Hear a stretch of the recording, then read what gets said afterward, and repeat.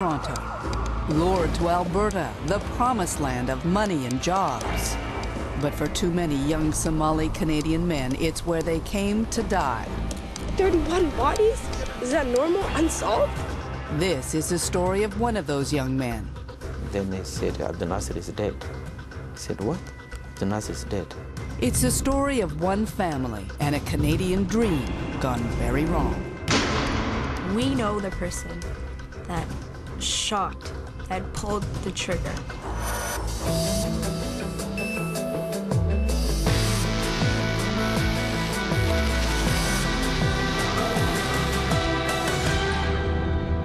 What happened when you roll through my hood? Start from left to right, nigga. It's something not gonna be nice. Not gonna be nice at all. You gonna get it, nigga. Tonight is a perfect night of fight. Here I come. Grim Reapers patrolling the lands of lost souls. Come see your witness, many faces on stretch. A lyrical homicide. Faces of death. Here's a brief teaser. Take a look. Her name is Lisa. Third degree burns upon the fires the reason. And though they fought hard, trying to save her life, Grim Reaper control everything that night. Dragons breath from the window, 30, 40 feet high. Lisa might as well jump. Either way, she's gotta die. Oh, but this girl's a chief and used to run in her game. Faces of death. Free. Faces of death.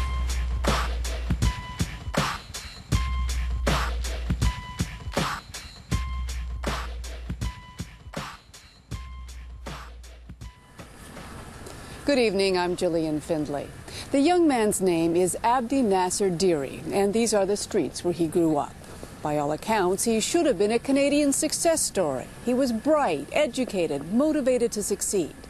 But instead, Abdinasir Dirie is dead, one of dozens of young men from this community who went west looking for opportunity and who never returned. What happened and why are questions that 6 months later, his family still has no answers to. Tonight, we'll take you inside their story, deep inside a community and a world that most Canadians have never seen before.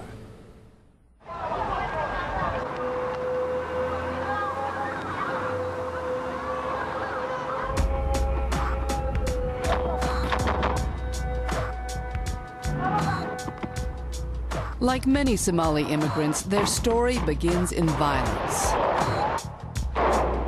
In the 1990s, warlords ruled Somalia, and as battles for power intensified, no one was safe.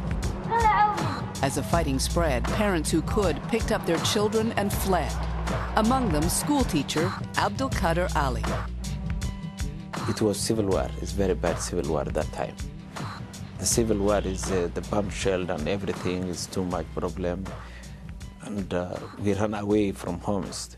We left over there and we came here to escape our life to anywhere in the world. After stops in Dubai and New York, they joined the stream of Somalis finding refuge here in the public housing neighborhoods of northwest Toronto. Tell me about your decision to come to Canada. Why did you choose Canada? Canada, I come to Canada. Canada is a safe place.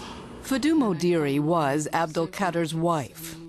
They would eventually separate, but not before their family expanded. This is Abdinasir. For the time he's in grade 4.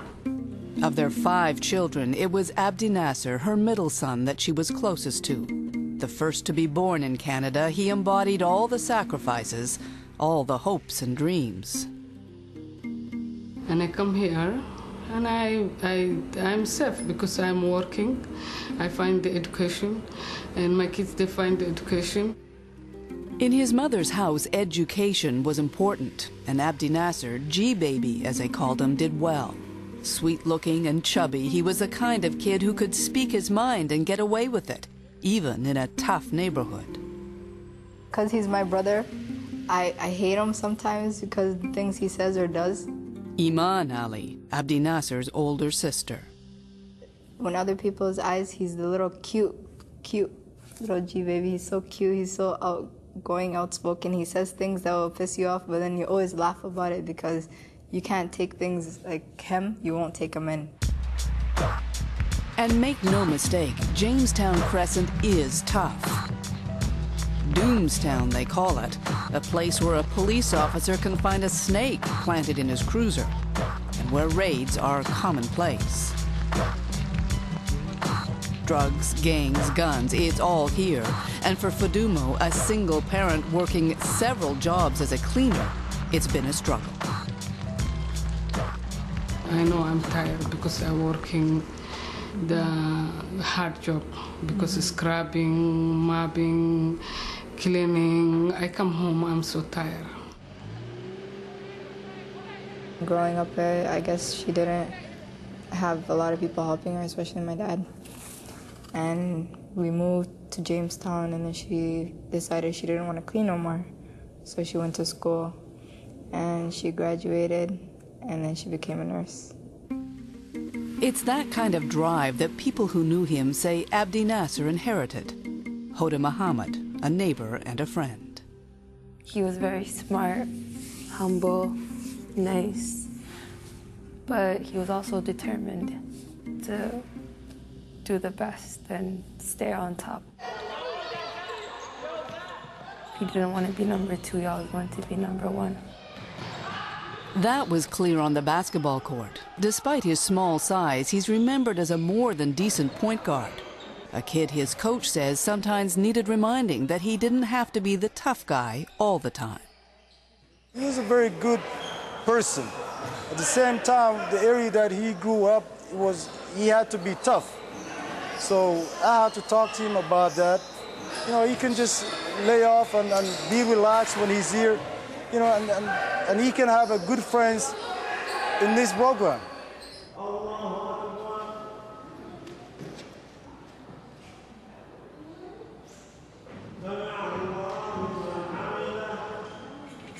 Like a lot of kids of immigrant families, Abdinasir straddled 2 worlds. At home, he was the doting son, expected to work hard and succeed. But then there was that other, bigger world outside his door. For young, ambitious men, Jamestown Crescent is full of diversions and temptations. By the time Abdinasir reached high school, he was running with a different crowd. Friends changed him, and he just thought he was a thug. You thought he was a thug? Yeah. What did he do that? Just the way he dressed, the way he talked, the way he would move, the people he's with. What do you think it was that attracted him to that? The gang, the violence, I think. He liked the people. The people in Jamestown, it's mostly violent stuff. You would hear or see kids getting beat up or running around. It's not really good things. Robberies. If he was involved, he never got caught. Instead, Abdinasir graduated and found a part-time job. But as the summer of 2009 approached, it was clear the hood had left its mark. His yearbook references are to local posses. SGC stands for Somali Gangsta Crips. He commemorates neighborhood kids who'd been killed. Abdinasir had talked about going to university after high school, but almost overnight, his sister says, his plans changed. And I remember I asked him for $100 that day, and he said, no, I'm going to save this money, I'm going to buy a ticket and go to Alberta. When we come back, a son heads west, and his sister disappears. We started calling doctors, hospitals. Like, it was to a point where maybe something tragic happened.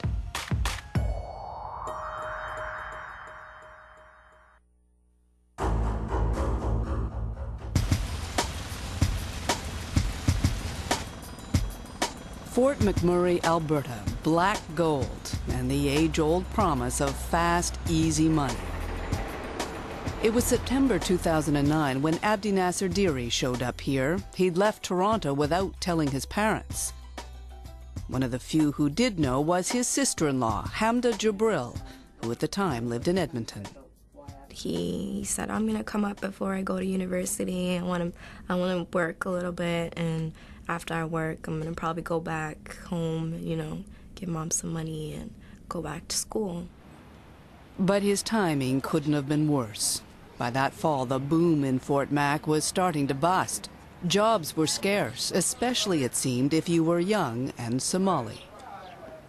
When you come here, is all doors locked. You have to, for 3 to 4 months, you're gonna be hunting for jobs, resumes, everything. But most of the time, every door is shut down.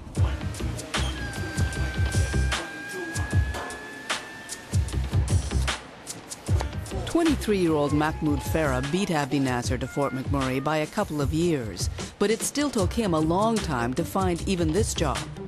Third cook isn't a bad gig, but it's a long way from the computer programming career he'd gone to college for.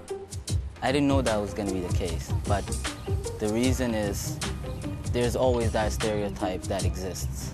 What do you mean, the stereotype? Stereotype is if I call for a job, just because I don't have an accent, the one will be like, okay, yes, the opportunity is still open, come. But when they see me, it's a totally different story. They'll tell me the job is filled. For the kids from Toronto, the reception was always better here at Halima Hassan's kitchen. For years, she's been den mother to Fort McMurray's growing Somali population, providing free food and a bed while they look for work. Her daughter, Shukri, remembers the day Abdinasir walked in. He was very polite, very respectful to his elders and everything. And by all accounts, doing well. He always had money. Did Abdinasir pay for his food? Yes, he did. He always did. He actually gave her a really good tip. he was a really good tipper. But late in January, something happened. It was an RCMP raid on this apartment. Police found cash and cocaine. Among the 4 men they arrested and charged with trafficking was Abdinasir Dirie. Once again, sister-in-law Hamda was one of the few he told.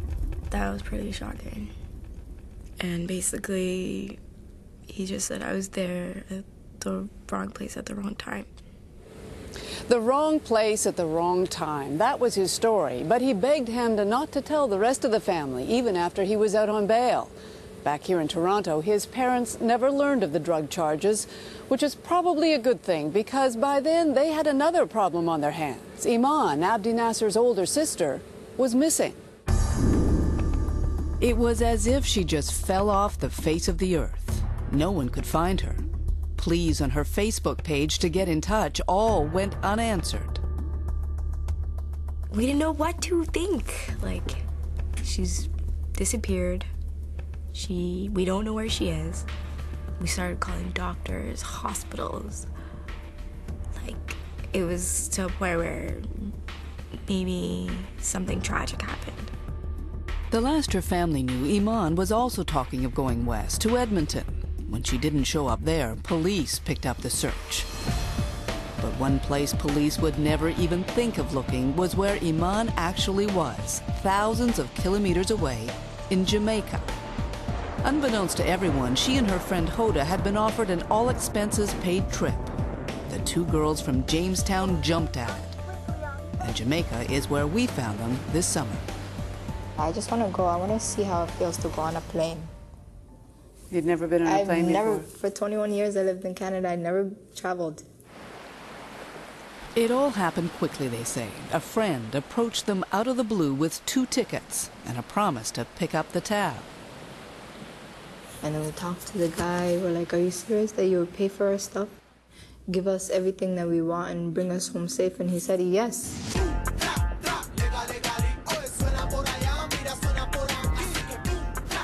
He even arranged Iman's passport. And in early February, the 2 arrived in Montego Bay. Neither had told their parents. I know for a fact my mom would say no to me. To Jamaica, what are you going to go do there? That's what everyone's going to think. You're a Somali girl in Jamaica? What? That's exactly what they're going to think. Like their brothers, young Somali-Canadian women are also caught between 2 worlds. Canadian by birth with all the freedoms that implies, and yet still expected to abide by traditional values. Iman did not get along with her mom and all of that. Me, I wasn't getting along with my mom.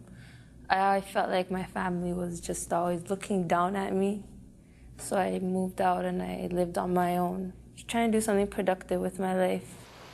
But that is what they now argue made them vulnerable to a friend with a plan.